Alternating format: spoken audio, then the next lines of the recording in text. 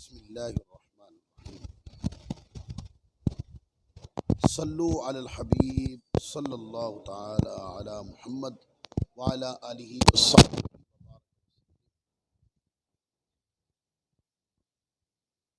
حضرت عمرو بن مسافر رحمۃ اللہ علیہ انہوں نے بیان کیا کہ مجھے میرے خاندان کے ایک شیخ نے حدیث بیان کی اور میں نے حضرت سیدنا سعید بن مسیب رحمۃ اللہ علیہ کو فرماتے ہوئے سنا. حضرت سعید بن مسیب رحمۃ اللہ علیہ آپ ایک جلیل القدر تابعی ہیں اور آپ نے کئی صحابہ کرام کی زیارت کی. فرماتے ہیں کہ حضرت سعید بن مسیب رحمۃ اللہ علیہ کو فرماتے ہوئے سنا کہ جس دعا میں پہلے نبی پاک صلی اللہ علیہ وآلہ وسلم پر درود نہ پڑا جائے تو وہ آسمان اور زمین کے درمیان میں معلق رہتی ہے، یعنی کہ لٹکی رہتی ہے. لہذا ترغیب کیا ملی؟ ترغیب یہ ملی کہ جب بھی اللہ سے مانگے، اور مسلمان، میں پھر بات بتا رہا ہوں کہ مسلمان اللہ سے ہی مانگتے ہیں، اللہ کے علاوہ کسی سے نہیں مانگتے. جب بھی آپ دعا کریں تو دعا کی ابتدا کہاں سے ہونی چاہیے؟ درود پاک سے. پھر اللہ تعالیٰ کی حمد و ثنا، پھر اللہ سے مانگنا، پھر اللہ کی بارگاہ میں التجائیں، پھر اس کی بارگاہ سے طلب کرنا، اس کی بارگاہ میں لجاجت کرنا. اور جب اللہ تعالیٰ سے سب کچھ مانگ لیں تو اینڈ کے اوپر درود پاک کے اوپر دعا کا اختتام. اور یہ تصور، یہ نیت رکھیں کہ درود پاک کی بدولت اللہ تعالیٰ ہماری یہ دعاؤں کو قبول اور مستجاب فرمائے. علامہ ابن قیم نے اس کو لکھا. پھر اسی طرح حضرت سیدنا عبداللہ بن عباس رضی اللہ تعالیٰ عنہ نے ارشاد فرمایا، نبی پاک صلی اللہ علیہ وآلہ وسلم کے علاوہ کسی پر بھی مستقلاً درود نہ پڑھو. مستقل درود پڑھنا.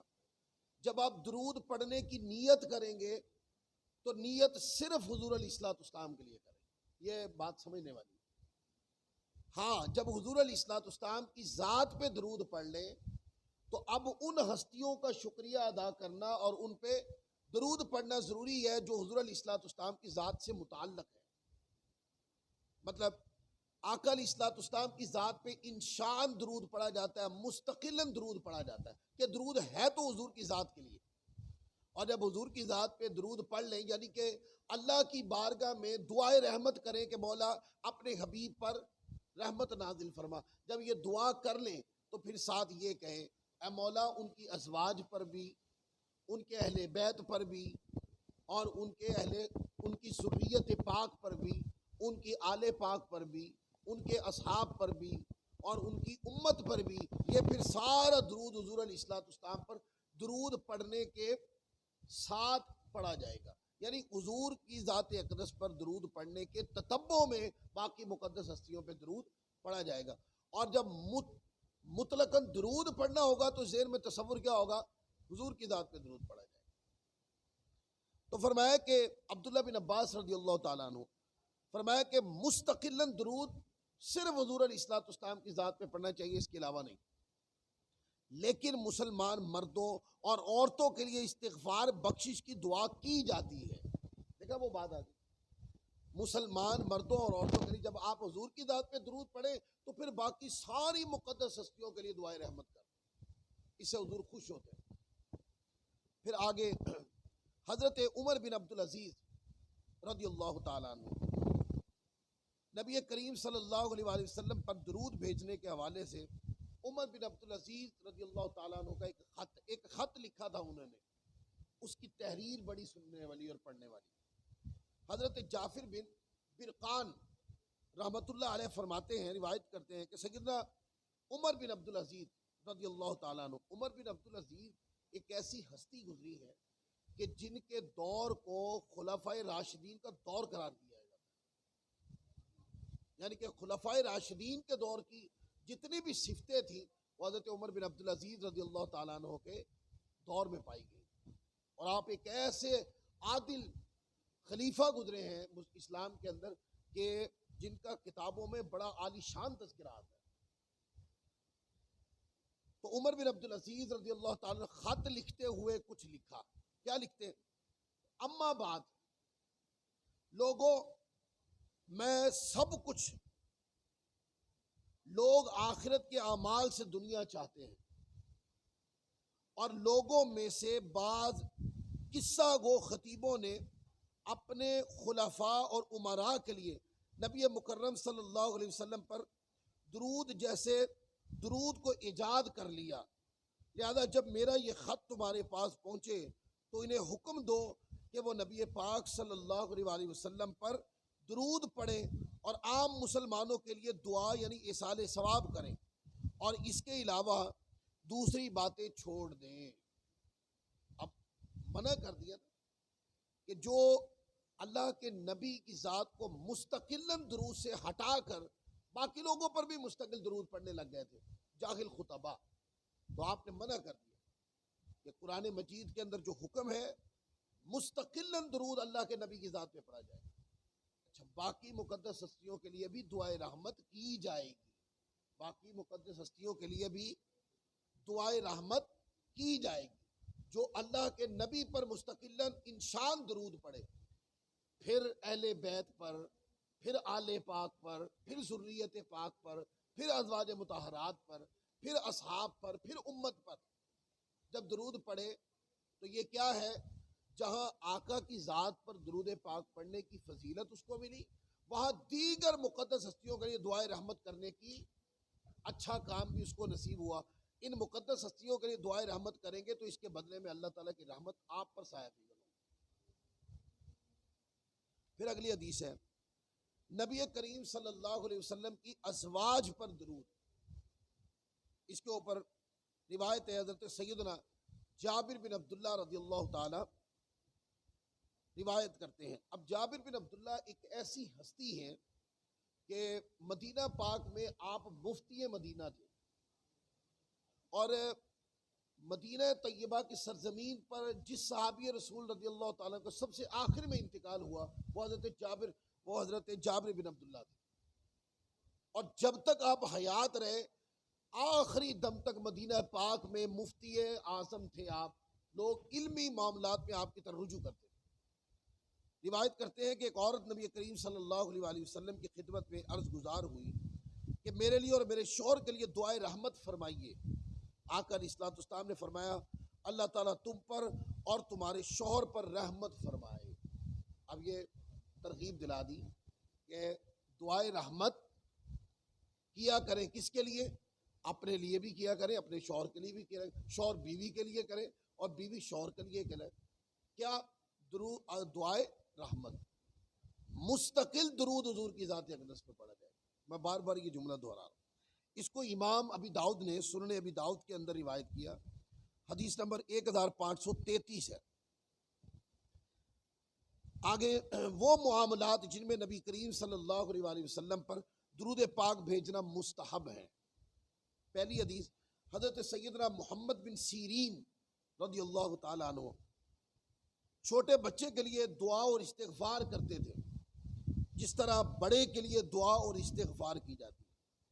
پھر انہیں کہا گیا کہ اس کا تو کوئی گناہ نہیں ہے، چھوٹا بچہ ہے، بالغ ہی نہیں ہوا، تو اس کا تو کوئی گناہ ہی نہیں، تو ہم اس کے لیے دعا مغفرت کیوں کرتے ہیں، دعائے استغفار کیوں کرتے ہیں؟ استغفار تو گناہوں سے ہوتی ہے. تو پوچھا کہ آپ کیوں کرتے ہیں؟ تو انہوں نے فرمایا اللہ تعالیٰ نے نبی کریم صلی اللہ علیہ وسلم کے ذریعے تمام لوگوں کے آقا علیہ الصلوۃ والسلام کے پہلوں اور بعد کی اگلوں اور پچھلوں کے گناہ معاف کر دیے ہیں، حالانکہ مجھے آپ صلی اللہ علیہ وسلم پر درود بھیجنے کا حکم دیا گیا ہے. وہ کہہ رہے آقا علیہ الصلوۃ والسلام کی ذات اقدس آپ تو بے عیب ہیں، کوئی نقص نہیں، کوئی عیب نہیں، کوئی کمی نہیں، آپ کو بے عیب اللہ نے بنایا. تو پھر یہ بتایا کہ حضور کے لیے دعائے رحمت کیوں کی جاتی ہے؟ وہ اس لیے کی جاتی ہے کہ جب ہم آقا کی ذات اقدس کے لیے دعائے رحمت کرتے ہیں تو کس کے فائدے کے لیے کرتے ہیں؟ اپنے فائدے کے لیے کرتے ہیں.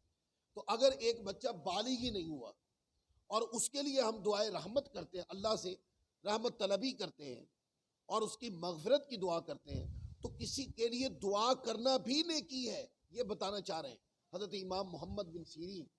فرمایا کہ یہ مانا کہ اس کے گناہ نہیں ہے، لیکن دعا کسی کے لیے کرنا خود ایک نیک عمل ہے. معلوم نہیں ہم کسی کے لیے دعائیں مغفرت کریں اور وہ بے عیب تھا، اس کا کوئی گناہ نہیں تھا، ہم نے اس کے لیے دعائیں مغفرت کی، اس کے بدلے میں اللہ نے ہماری مغفرت کی. تو مثال دی کہ دیکھیں حضور علیہ الصلوۃ والسلام کی ذات پر ہم درود پڑھتے ہیں. آقا علیہ الصلوۃ والسلام تو وہ ذات ہے جن کے ذریعے سے اللہ تعالیٰ نے اگلے پچھلوں کی خطائیں معاف کی ہیں، اور وہ تو پاکوں میں پاک اور بے مثالوں میں بے مثال ہے. تو پھر بھی ہم ان کی ذات پر درود پڑھتے. کیوں؟ یہ نہیں مانا کہ ہمارے درود کی وجہ سے حضور کے مرتبے بڑھتے ہیں، نہیں، حضور کی ذات اقدس پر درود پڑھنے کی وجہ سے ہمارے مرتبے بڑھتے ہیں، ہمیں برکتیں ملتی ہیں، اللہ ہم سے راضی ہوتا ہے، اس لیے پھر ہم اس پر درود پڑھتے ہیں.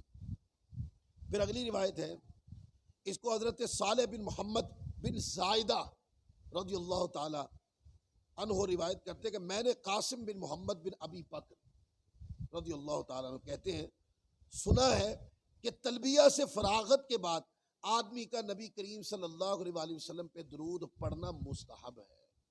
یعنی کعبۃ اللہ کا طواف کر کے جب آپ اس کام سے فارغ ہو جائیں، آپ کا کام مکمل ہو گیا، عمرہ مکمل ہو گیا، تو پھر کیا کریں؟ پھر حضور علیہ الصلوۃ والسلام کی ذات پر درود پاک پڑھیں. پھر اسی طرح ایک اور مستحب کام، حضرت سیدنا علی بن حسین یعنی امام علی زین العابدین رضی اللہ تعالیٰ روایت کرتے ہیں کہ حضرت علی بن ابی طالب یعنی مولا کائنات علی مرتضیٰ رضی اللہ تعالیٰ عنہ نے فرمایا جب تم مساجد کے پاس سے گزرو تو نبی کریم صلی اللہ علیہ وآلہ وسلم پر درود بھیجا کر،